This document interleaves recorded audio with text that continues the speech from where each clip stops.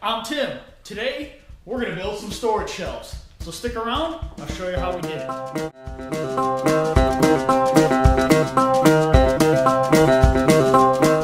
Alright, materials that we're going to need for this build. We're going to need a couple of sheets of melamine. We can either get boards pre-cut that are 12 inches wide by 8 inches long, or get a sheet if we're going to do multiple shelves and cut them to length. We're also going to need a top shelf board of melamine, cut to approximately 15 3/4 inches by 37.5 inches. I had some scrap shelves laying around. We'll be using those, cutting those to the side. We are going to need 12 shelf supports, about 3/4 inch by 2.5 inches by 11.5 inches. We are going to need 10 of those. We will also need 2 shelf supports of the same dimensions, but 10 3/4 inches long. We will also need 3 rails, approximately 3/4 inches by 2.5 inches by 36 inches long.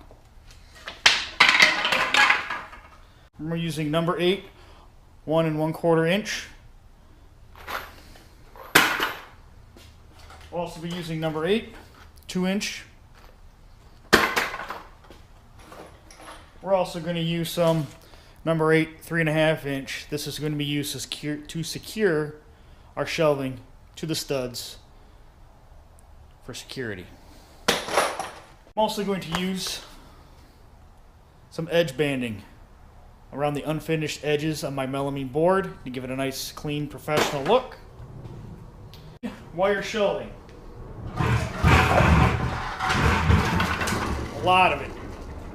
With the wire shelving, we're going to need some small shelf caps. We're also going to need some shelf clips that we can secure to the studs.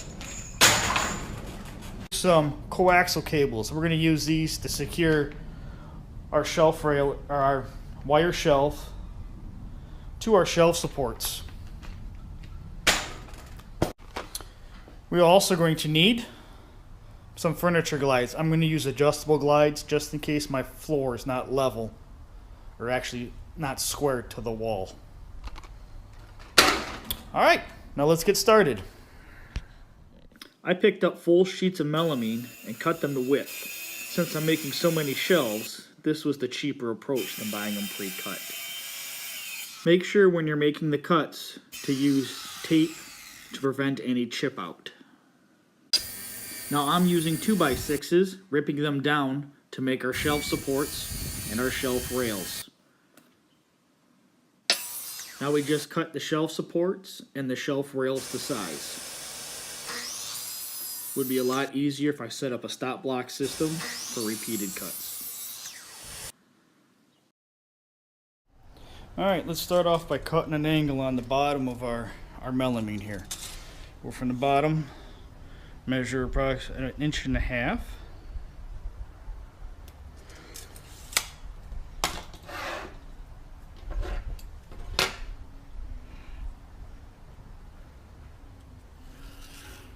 Mark a 45-degree line. One thing we want to make sure, like we did before, use some masking tape to minimize the amount of blowout.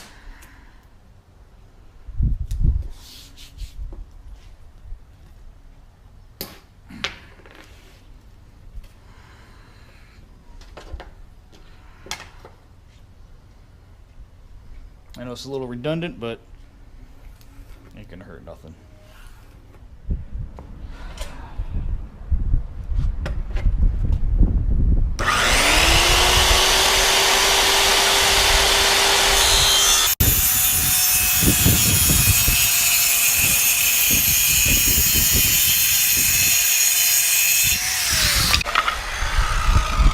Now we're just going to put some edge banding on our unfinished edge, the edge that you'll see when you come facing up to the shelf.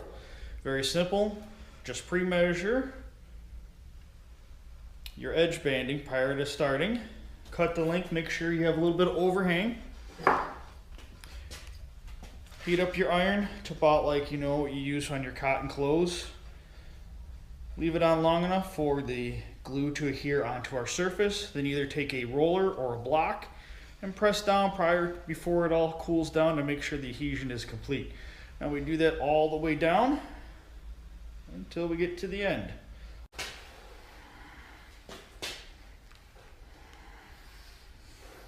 As you can see, this piece isn't quite long enough, so I'm going to add a little bit extra. It came to the end.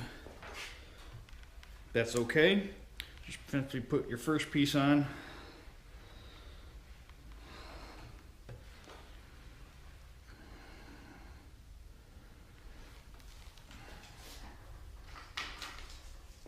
And then continue on with your second piece. I cut both of them together so that the seam matches up.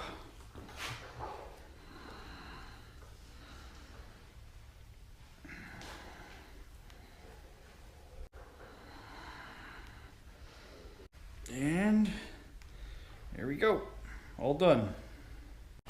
Now once our edge banding is cool, we use a double-sided edge cutter to trim off all the extra that's left on each side to get a nice, flush, professional look.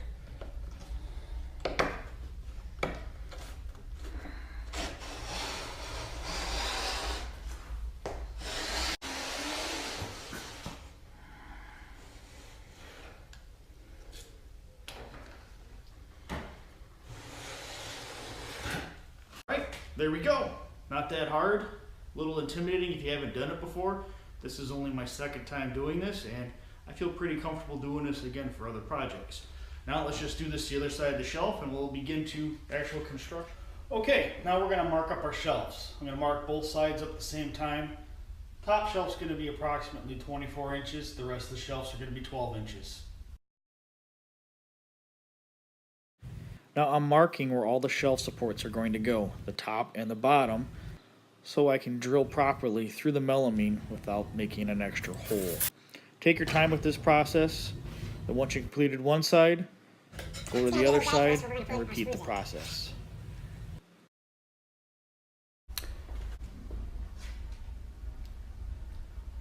Now, we're just going to drill some holes for our screws to go in. Once we finish on one side, we're going to flip it over.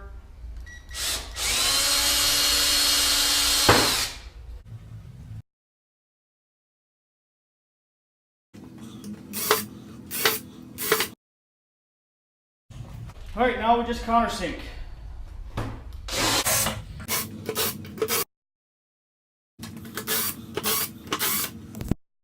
Okay, now let's line up our shelf support, shelf brackets. Secure them in place with some clamps.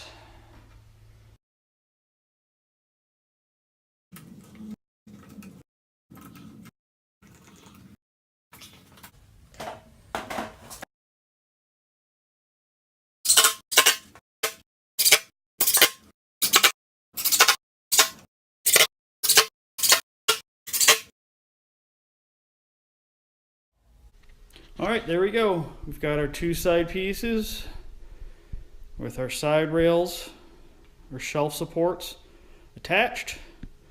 Now we're ready to go on to attach these two together.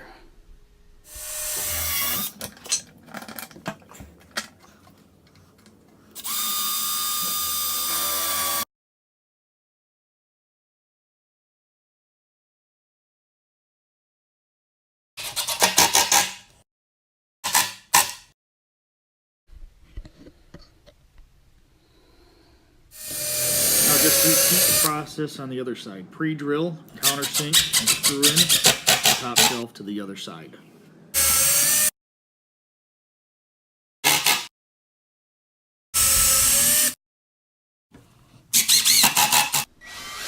Now let's secure the bottom rail. Prior to securing, make sure we pre-drill and countersink all the holes to prevent any splitting. We have 2 screws on each side.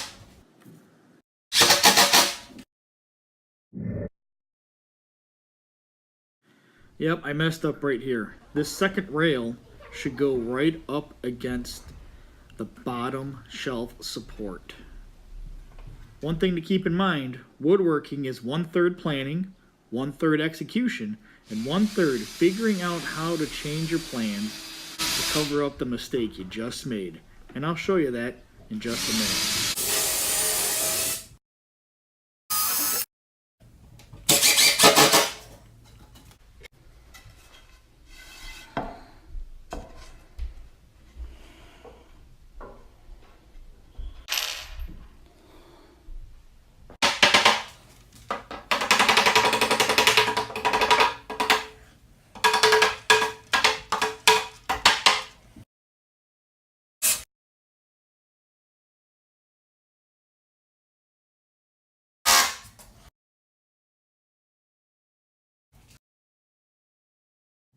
Now let's secure a couple of screws to the top shelf, to that top rail, just to give it a little bit more support. Do it the same way, pre-drill, countersink all holes, then secure the screws into them. Okay, let's install the adjustable furniture glide now. Make sure you read the instructions, because you're going to need 2 different drill bits for this. A larger drill bit, big enough for the plastic collar that's going to hold our adjustment, and a smaller one that is the same size as the screw shaft that's going to drill in the remaining of the way. Now, to prevent over drilling, we're going to put a flag on our drill bits at the proper depth that we want each hole to be. I made the flag out of a piece of masking tape. As you can see, one length is for the collar, one is for the screw shaft. Now, as perpendicular as possible, we just start drilling our hole. Drill right up till we reach the flag, and then stop.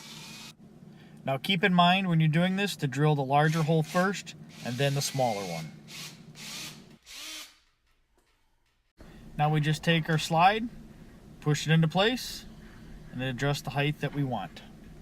That's it. Now do the same to the other side.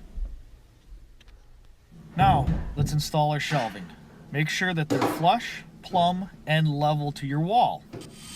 Now we pre-drill and countersink the holes like we've done for everything else. Then secure them right to the studs.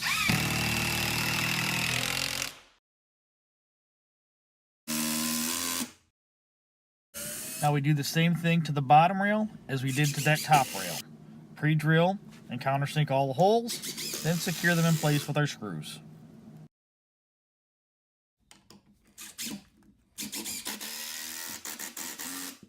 Here's how I fixed my mistake. I just cut a small piece of wood to fit the void space where the rail was supposed to go and secured it with some tack nails.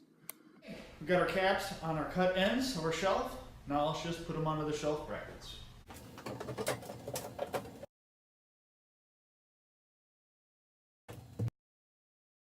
Alright, now that we got our shelves up, now we have to secure them. We're going to use our cable ties and just put them in each of the corners. One there on each side. Do that for all the shelves.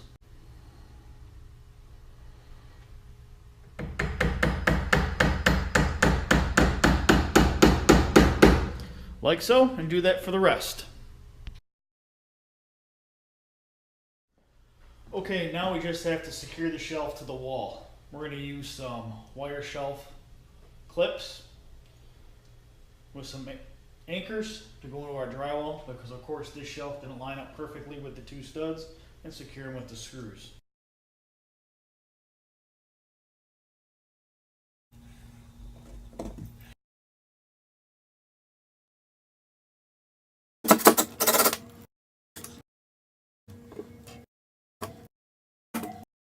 Now just repeat that for every shelf that we have. Okay, and now we're done. Now I just showed you how to do one of these units. As you can see, I made several of them, several different sizes and different configurations, but use your imagination. I'll leave a list of the tools and the materials that I used in the description below. A link to my Facebook page where I'll show you a rough diagram of one of the units. If you have any questions, feel free to put them down in the comments. Subscribe to the channel. Check out our other videos over here. And I hope to see you again on the next video.